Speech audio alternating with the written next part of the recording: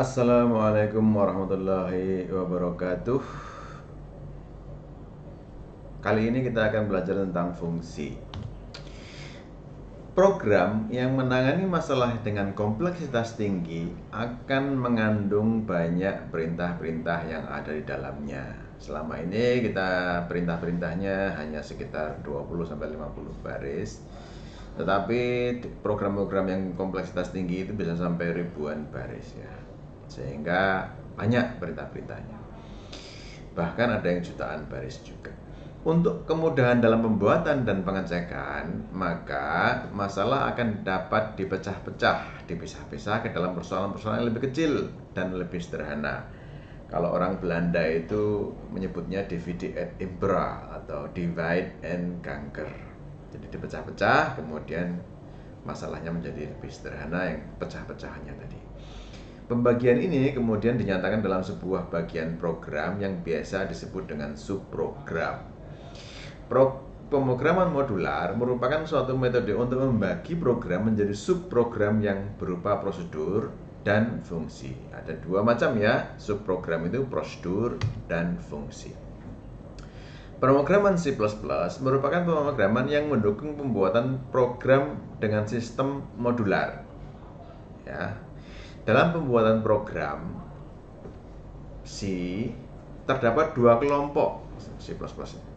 Yang pertama adalah subprogram fungsi, yaitu fungsi yang sudah ada dalam bahasa C++. Dan yang kedua adalah fungsi yang dibuat sendiri oleh pemrograman. Jadi fungsi yang sudah ada dan fungsi yang dibuat sendiri oleh programmernya. Fungsi-fungsi yang sudah ada itu disediakan oleh bahasa C++ terdapat dalam kamus yang disebut dengan library. Jadi sudah ada library-nya atau perpustakaannya untuk hal-hal tersebut. Kita tinggal pakai. Sudah dibuatkan, tinggal pakai. Subprogram dalam pemrograman C++ tersedia dalam bentuk prosedur dan fungsi, tetapi keduanya lebih banyak disebut sebagai fungsi karena pada dasarnya fungsi merupakan prosedur memiliki pengertian yang sama, maupun prosedur memiliki pengertian yang sama. Ya, dalam C++ semuanya namanya fungsi. Kalau di dalam bahasa yang lain misalnya Pascal atau Delphi itu prosedur ya prosedur, fungsi ya fungsi. Memang manfaatnya berbeda, tetapi dalam C++ semuanya disebut fungsi. Perbedaan mendasar antara prosedur dan fungsi adalah prosedur tidak memiliki nilai pengembalian, sedangkan fungsi memiliki nilai pengembalian. Nilai pengembalian itu mungkin Anda akan bingung ya, nilai pengembalian itu apa? Jadi prosedur atau fungsi itu mempunyai nilai semacam variabel. Jadi kalau ada integer A itu adalah variabel integer, nilainya bisa diisi dengan 5, A sama dengan 5, maka A itu nilainya adalah 5. Nah, fungsi itu juga bisa mempunyai nilai. Nilainya berapa? Nilainya adalah sama dengan angka atau sesuatu di sebelah kanan return kan. Return 5, maka fungsi itu nilainya 5, gitu ya. Kalau fungsi nggak mempunyai nilai, namanya tipe kembaliannya adalah void atau disebut dengan prosedur. Nah, fungsi-fungsi yang sudah ada itu contohnya ada di dalam library C++. Itu kumpulan library-nya dikelompok-kelompokkan ya. Tentang matematika ada math.h. Ini tentang matematika, math.h. Ada tentang apa ini? Input-output ada stdio.h. Kemudian ada tentang karakter ctype.h. Ya, macam-macam ini. Ada tentang waktu adalah time.h. Jadi bisa langsung kita gunakan, daftar fungsinya ada dalam file ini.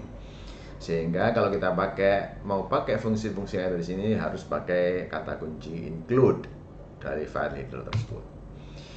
File header, untuk dapat menggunakan file header yang berisi fungsi-fungsi itu, seorang programmer harus menyertakan dengan ditandai simbol pagar dan pernyataan include di depan file header tersebut. Sebagai contoh, include stdio.h. Kalau mau pakai misalnya printf, scanf, itu stdio, getc itu adalah stdio.h ya. Pernyataan ini menunjukkan bahwa program yang ditulis menyertakan validator stdio standard input output.h yang di dalamnya berisi fungsi-fungsi yang siap digunakan seperti printf, scanf, dan lain sebagainya. Jadi kalau kita mau pakai fungsi printf, maka harus ada include stdio.h. Listing program berikut adalah contoh penggunaan validator dan fungsinya pada validator tersebut. Nah, ini contoh program.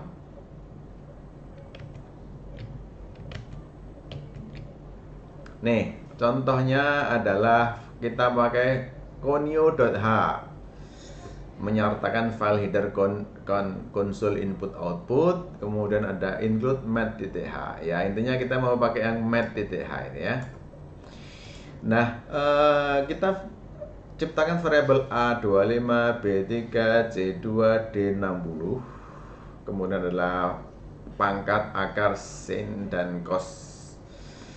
Maka ada akar sama dengan strta. Strta itu adalah fungsi yang sudah ada di math.h. Kita tinggal pakai saja math.h. Maka cout akar dari A adalah akar, gitu ya, strta. Jadi kalau A ini 25, maka akar 25 adalah 5. Mesti di sini hasilnya adalah 5. Kemudian kalau fungsi lain yang ada di math itu adalah pow. Pow itu adalah power, pangkat. Jadi pow B, C itu adalah B pangkat C, gitu ya, adalah pow. Nah, kita lihat di sini bahwa pow ini mempunyai nilai. Itulah nilai kembalian tadi yang di-assign ke pangkat, gitu ya, yang di-assign ke pangkat. Kemudian ada sinus. Sin berapa nih sudutnya? 60 derajat. 60 derajat ini dikalikan dengan pi kali per 180, karena sinusnya di sana bukan satuannya derajat ya. Di dalam fungsi itu satuannya bukan derajat, tetapi 3,14 ini adalah pi-nya dibagi 180. Jadi kalau dia sudutnya 180 ya pi itu sama dengan 180 derajat. Pi itu sama dengan, kalau 2pi berarti 360 derajat. Nah, karena dia 60 derajat ya 60 per 180 kali pi, gitu ya. Sinnya kita tahu sin 60 itu adalah setengah akar 3 dan cos 60 adalah setengah. Catch ini yang console input output tadi ya. Kita coba, kita run. Kita lihat bahwa akar dari 25 adalah 5, 3 pangkat 2 adalah 9, dan sin sudut 60 derajat adalah 0,8, setengah akar 3, dan cos sudut 60 adalah setengah ya. Oke, ini contoh penggunaan fungsi yang sudah ada di C++. Nah, kalau mau fungsi cetak dan seterusnya silahkan dipakai di sini dan langsung dipakai ya.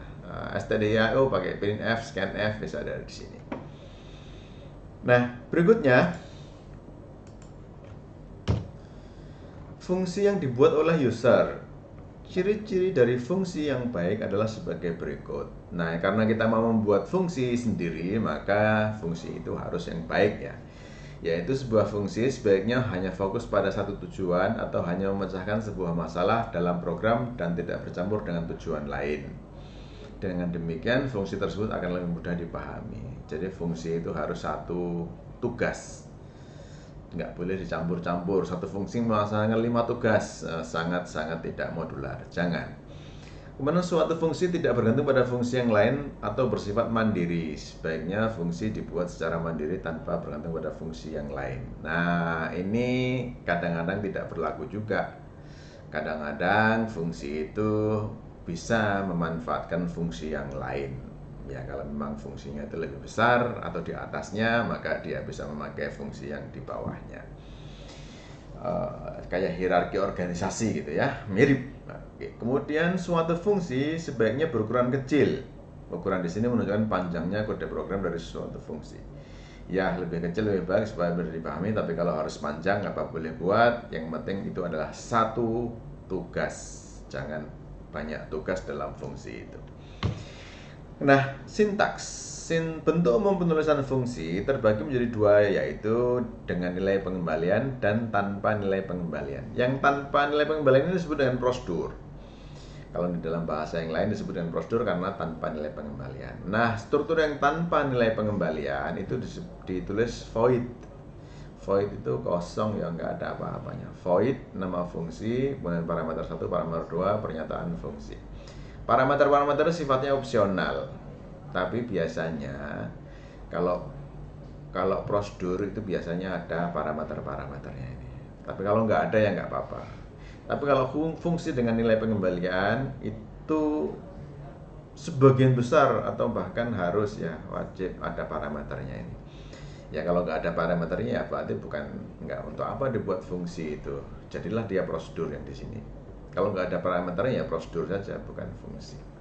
Karena fungsi yang mengembalikan nilai itu adalah ada prosesnya. Misalnya fungsi kali. Parameternya A dan B, maka hasilnya adalah A dikalikan dengan B. Di sini pernyataannya A dikali dengan B, return A kali dengan B. Maka nilai fungsi itu adalah hasil perkaliannya. Gitu ya. Jadi ada input, proses, output. Kemudian ini contoh fungsi yang tidak ada tipe pengembalian, maka namanya salam. Dan nggak ada parameternya. Ya memang nggak perlu, dia hanya initial state, keadaan awalnya itu layar kosong, keadaan akhirnya adalah ada ucapan ini selamat datang, ini ditulis dari fungsi terima kasih, gitu ya. Ini contoh. Nah, fungsi bisa ditulis di atas fungsi main. Ini fungsi juga main ini. Cuman returnnya di sini 0 kalau dia sukses. Nah, ini kalau ini fungsi salam ini nggak ada returnnya karena dia void kan.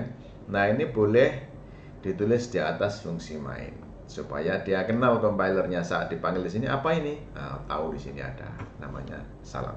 Itu jadi pengenalan ya kepada compiler bahwa ada fungsi yang namanya salam yang siap dipanggil. Nah, cara memanggilnya bagaimana ini? Tulis nama fungsinya, voidnya nggak usah ditulis ya, salam. Kalau nggak ada parameternya ya kosong aja. Maka artinya ada eksekusi programnya dari sini meloncat ke sini, selesai baru ke sini lagi. Kemudian penulisan struktur fungsi dengan nilai kembalian adalah sebagai berikut. Nah, kalau ada nilai kembalian, maka fungsinya itu seperti ini. Jadi tipe data nilai dari fungsinya itu. Fungsi ini mempunyai nilai. Nilai itu tipe datanya apa? Apakah integer, apakah float, atau karakter, dan lain-lain. Kemudian ada parameter-parameter yang siap diproses menghasilkan kembalian tadi. Siap diproses menghasilkan kembalian tadi. Nah, ini contohnya adalah luas persegi. Kalau kita ingin mencari luas persegi panjang, itu inputnya adalah panjang kali lebar, outputnya adalah luasnya itu sendiri, ya kan? Luasnya itu sendiri. Jadi luas persegi itu mempunyai nilai. Nilainya apa? Di sebelah kanan return. Di sebelah kanan return itu adalah luas, yaitu panjang kali lebar. Kalau panjangnya 5, lebarnya 6, maka luasnya 30. Kalau di sini Sin A-nya 5, 6, maka luas persegi titik 2, 30. Gitu ya. Itu fungsi ditulis di atas fungsi main. Jadi nanti kalau kapan-kapan lagi di dalam fungsi dalam program utama ini kita panggil fungsi lagi luas boleh. Jadi luas ini dipanggil berkali-kali boleh dengan parameter yang berbeda.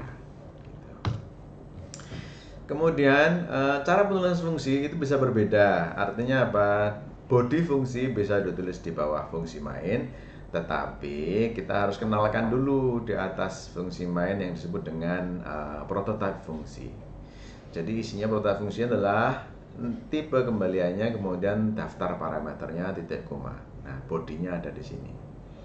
Intinya bahwa kalau ini titik komanya di sini, maka luas persegi ini adalah variabel. Tapi karena kuda kurung buka dan kurung tutup, maka dia menjadi fungsi. Jadi bedanya di situ ya, karena ada kurung buka kurung tutupnya inilah, maka dia menjadi fungsi. Fungsi ini bisa dipanggil di sini. Kalau di sini ada int b titik koma, maka b itu juga variabel, tetapi dia variabelnya tipenya global, bisa dipakai dimanapun di dalam bagian program. Ruang lingkupnya global bukan tipenya. Masukkan panjang Sin A, masukkan lebar, nah ini sama, cuma saja kita memakai prototype fungsi atau ditulis di atas. Itu yang disebut prototype fungsi. Kemudian parameter. Ya, parameter itu di sini ya ada luas persegi A dan B. Kalau di sini ada parameternya, di sini juga harus ada 2. Kalau di sini 2, di sini ada 2. Artinya apa? Bahwa nilai dari A itu dikirimkan ke fungsi diterima oleh P, dan nilai dari B dikirimkan fungsi diterima oleh L. Jadi P itu nilainya sama dengan A dan L nilainya sama dengan B, maka dihitunglah P kali L.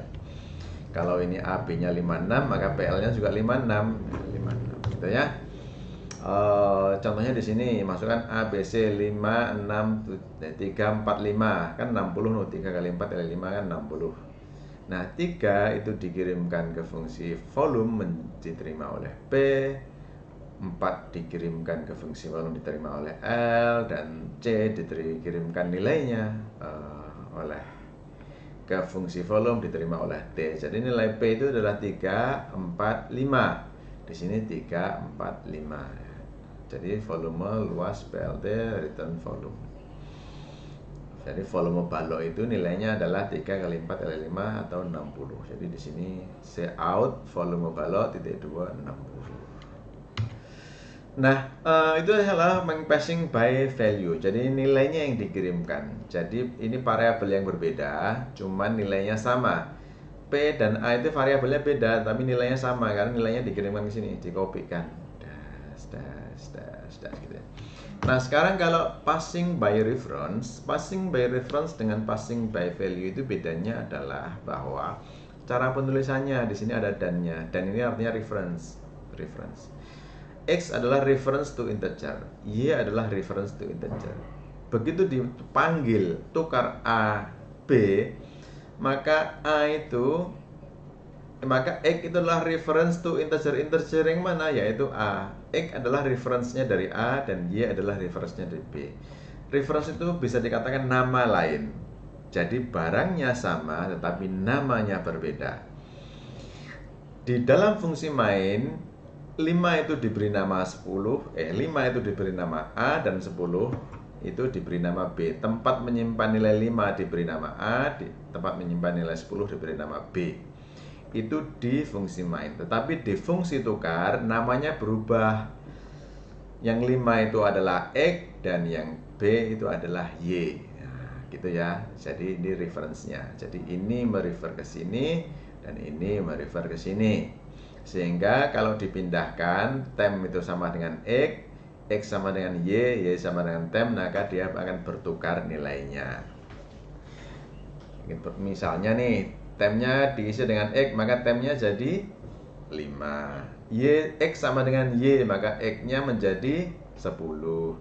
Kemudian Y sama dengan tem, Y-nya menjadi 5. Yang dahulunya X sama dengan 5 dan B sama dengan Y sama dengan 10 menjadi X sama dengan 10 dan Y-nya sama dengan 5. Nah, kembali ke program utama mau dicetak, maka X itu adalah nama lain daripada A. Karena X-nya berubah, maka A juga ikut berubah. Kalau Y-nya berubah, maka B-nya juga ikut berubah. Maka di sini 5, 10, di sini jadi 10, 5. Nah, ini contohnya fungsi ya. Kita lihat. Yang pertama adalah kita memanggil fungsi luas persegi A, B. Kalau kita masukkan 3, 4, maka luas persegi ini adalah 12. Kebetulan cara menulisnya adalah di atas. Ya, cara menulisnya adalah di atas. Oke. Kemudian kita run.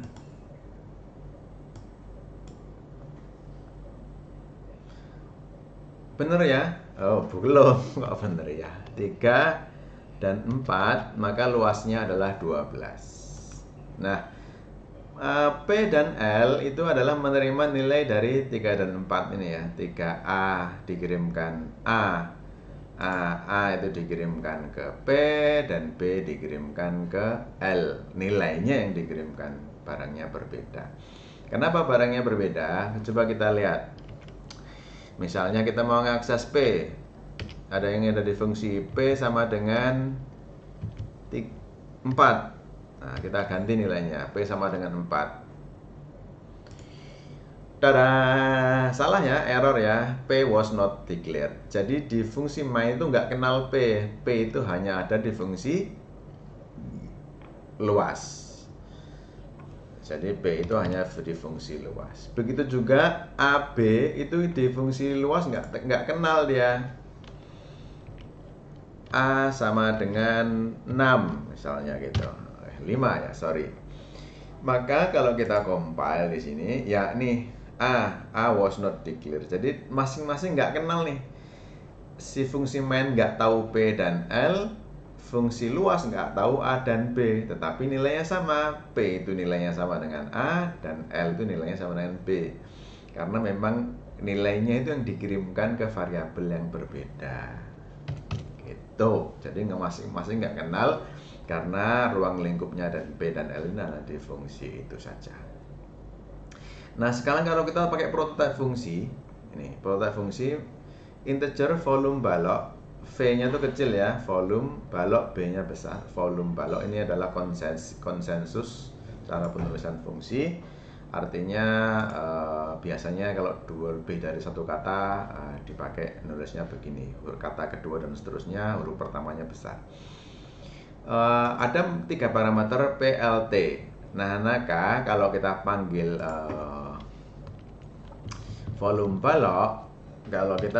volume balok, maka ada ABC di sini, ABC, maka A itu diterima oleh P, B diterima oleh C, dan L, C diterima oleh T.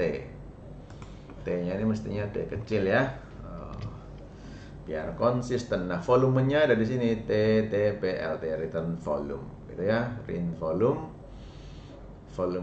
kemudian PLT. Kok selalu begini? Boleh nggak ini saya yang ringkes saja? Sebentar, sebelum ke ringkes kita coba dulu run. 3, 4 kan 12, 3, 4, 5 harusnya 60. Volume balok 60. Boleh nggak kita tulis supaya ringkes langsung saja? Boleh nggak? Begini. Wah, ringkes luar biasa ini. Jadi berapa baris nih? Tuh. Nah, begini boleh nggak? Kita coba saja, langsung return PLT. Jadi nilai dari volume balok adalah panjang kali lebar kali tinggi. Ulang lagi, 3, 4, 12, 3, 4, 5, 60. Sama ya, jadi boleh dibuat demikian, dibuat ringkas atau pakai versi yang sebelumnya juga boleh. Yang versi begini boleh, atau return P kali L langsung ini boleh. Nah, kemudian yang passing by reference. Nah, passing by reference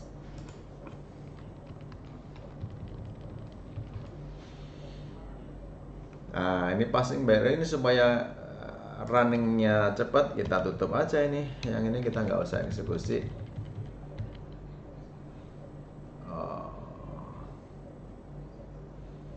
Tapi kalau nggak dieksekusi,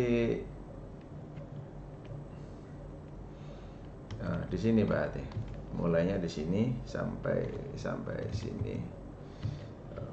Oke, sebentar. Nah, sampai sini, yang 2 ini yang masuk nih. Nah, ini nggak masuk. Ya, begini aja ya. Karena A dan B-nya kan mau dipakai ya, harus ini A dan B dulu. Nah, kemudian yang passing by reference, tukar AB. A itu adalah X itu adalah reference daripada A, dan Y adalah reference-nya daripada B.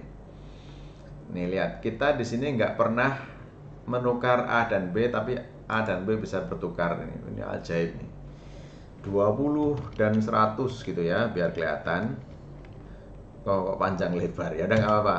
Nah, ini sebelum ditukar, A sebelum ditukar 20, 100 setelah ditukar menjadi 100 dan 20 ya, tuh dia bertukar kan, padahal kita di fungsi utama ini, fungsi main ini nggak pernah menukar-nukar A dan B, cuma gini aja. Kita nggak pernah merubah nilai A dan B. Yang dirubah adalah nilai X dan Y, karena X adalah reference daripada Y, dan daripada A, dan Y adalah reference daripada B, gitu ya.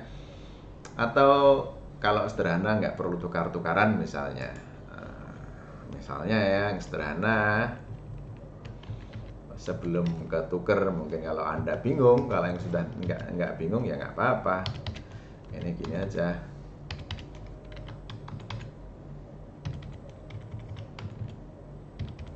Nah, misalnya gini, isi fungsinya itu adalah Isi fungsinya adalah X sama dengan 12. Hanya itu saja. X sama dengan 12.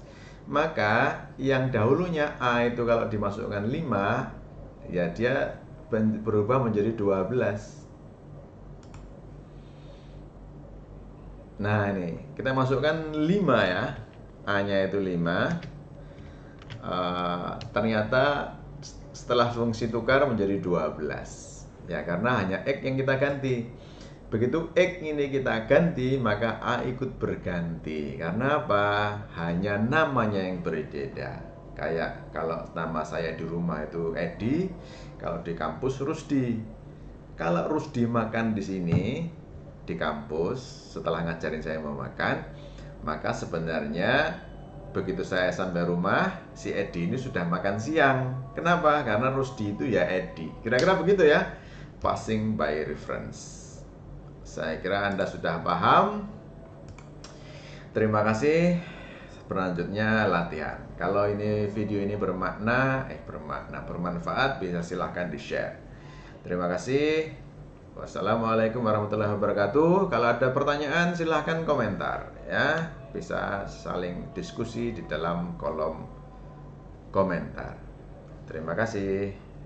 Assalamualaikum warahmatullahi wabarakatuh.